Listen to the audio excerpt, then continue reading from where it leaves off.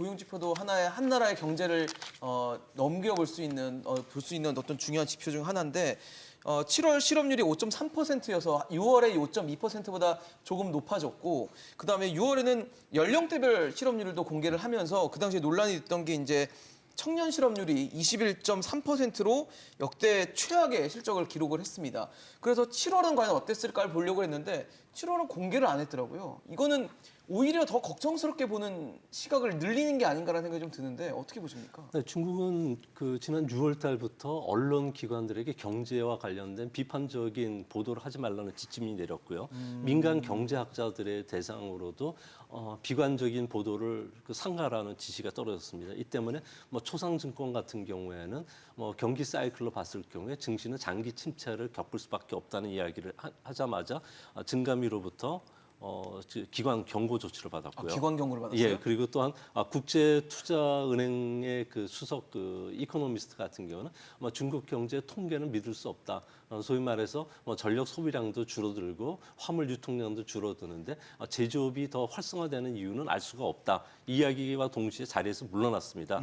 그러다 보니까 이번에도 가장 시진핑 국가 주석으로 볼 때는 자신의 체면과 관련이 되어 있는 청년 실업 문제가 더 높아졌을 가능성이 있지 않아. 그래가지고 중국 정부가 실업률 측정 방법을 개선할 필요가 있다고 하면서 발표를 중단시켰는데요. 네. 이와 관련해서 베이징대 장단준 교수 같은 경우는 지난 3월달에 자신의 추정 모델에 근거해서 봤을 경우에 대졸자들을 임의적으로 더 부풀렸다는 현상이 있었다는 겁니다. 그래서 이거를 재해놓고 보니까 외국을 제외하니까 실제 실업률은 46.5%까지 올라간다는 거죠. 거의 50%네요. 예, 그러니까 이번에 대졸자들이 6월달에 졸업을 했기 때문에 1,158만 명, 그러니까 경기도 인구만큼 사람이 쏟아졌는데 이 중에 2분의 1만 취업을 했다고 하더라도 실질적인 청년 실업률은 25%가 넘어갈 수 있다는 이야기가 됩니다. 특히 이 때문에 졸업 이후에는 바로 실업이라는 문제, 또 고학력인 대학원 이상 졸업자들 같은 경우에는 실업 문제가 더 심각한 상황이고요. 이 때문에 부모에게 의존하는 캥거루족이라든지 예. 아예 일을 하지 않는 탕핑족들이 더 늘어나는 것도 이 때문인 것은 아닌가 이렇게 보여집니다. 이렇게 고용 지표도 지금 나오지 않으니까 더 걱정스러운 지표들로 많은 분들이 또 예측을 하고 있는 상황이고 이러다 보니까 최근에 디플레 우려도 나오고 있고 그래서 중국의 인민은행은 지금 단기자금 정책 금리를 낮췄습니다. 인하를 했는데 많은 분들이 궁금해하시는 게 이제 LPR이라고 불리는 이제 기준금리 성격의 금리도 같이 내려갈 것인가? 통상적으로는 같이 내려가지 않나요, 근데?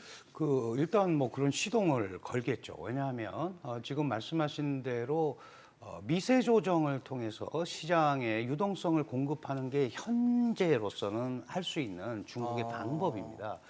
그리고 더 큰 이제 유동성을 확보하려면 안정적인 통화 정책을 내세우고 있으니까 이걸 한 번에 확 하기는 어렵고 LPR 같은 대출 우대 금리가 이제 실제로 기준금리 역할을 하니까 그거를 통해서 정부의 이 소위 시장 유동성 확대 의지를 좀 이제 보여줄 필요가 있는 거죠.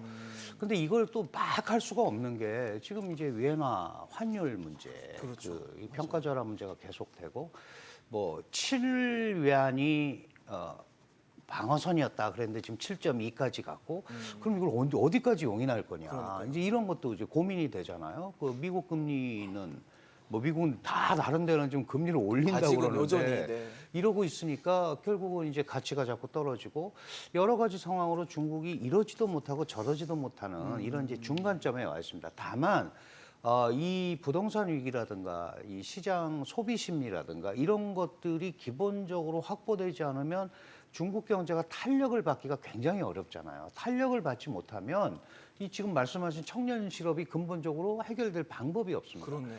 그리고 이 실업자들은 그냥 일반 실업자들이 아니에요. 대학 졸업하고 네. 나름대로 기술도 있고 그러면 거기에 맞는 일자리가 마련이 되지 않으면 안 되는 거죠. 근데 이 구조로 계속 흘러가고 시진핑이 그런 연설도 했습니다만은 나가 옛날에 어려울 때는 농촌에 가서 열심히 노력해서 했다. 이런 거 가지고 지금 중국 이 시대에 하기는 좀 네, 청년들을 문제가 설득하기는 너무 예. 어렵잖아요. 그러면 결국은 신규 산업이라든지 아니면 기존의 산업들도 확대하는 이런 게 있어야 되는데 지금은 그 코로나 때 생산했던 것들의 공급 과잉이 돼서 지금 재고 이런 걸 우선 털어내야 지금 사실은 코로나 시대에는 감원을 많이 했잖아요. 어차피 필요가 그렇죠. 없어지니까. 네, 줄였죠 많이. 지금은 더 줄이기는 어려우니까 이제 급여를 제한한다거나 이런 걸 하거든요. 이 단계가 건너가야 될 것 같아요. 그렇다면 이 기간을 사실 청년 실업 문제 같은 경우는 왜 문제가 되냐면 이게 정치 경제학적으로 이 사람들은 SNS라든가 인터넷 환경이라든가 아주 논리적으로 자신들의 의견을 확산시킬 수 있는 그룹이에요. 다시 말씀드리면 이 정부가 이러이러한 무리한 정책을 펼쳐서 이렇게 되고 있다는 것을 확산하면 그 자체가 반정부 세력이 될 그렇죠. 가능성이 비판하는 목소리들이 네. 커질 수 그게 있으니. 굉장히 큽니다. 그리고 이 사람들이 사실은 시진핑 삼선이라든가 이런 걸 강력히 지지했던 그룹이란 말이죠. 그러면 더 이상 이런 식으로 갈 때 우리가 지지를 못하겠다라고 지지자들마저 얘기를 등을 돌리는. 이렇게 되면은 지지 기반을 또 잃게 되거든요. 그렇네요. 그래서 지금 굉장히 어려운 상황이라서 뭐 구체적으로 핵심적으로 이걸 해결할 수 있는 방법은 쉽지 않지만 그래도 이런 부분을 넘어가려는 타개책은 그래도 중국이 칼자루를 쥐고 있기 때문에 일정 부분은 넘어갈 가능성은 있다. 그래서 우리가 얘기하듯이 뭐 완벽한 디플레라든지 네. 이런 걸로 빠질 가능성은 상대적으로는 적은 것 같아요. 그럼에도 불구하고 그걸 봉합을 어느 정도 하고 가느냐 아니면 처리를 하고 갈 수 있느냐 더 골마서 나중에 더 큰 문제가 되는 건 아니냐 이거에 대한 우려는 항상 상존하고 있는 것 같습니다.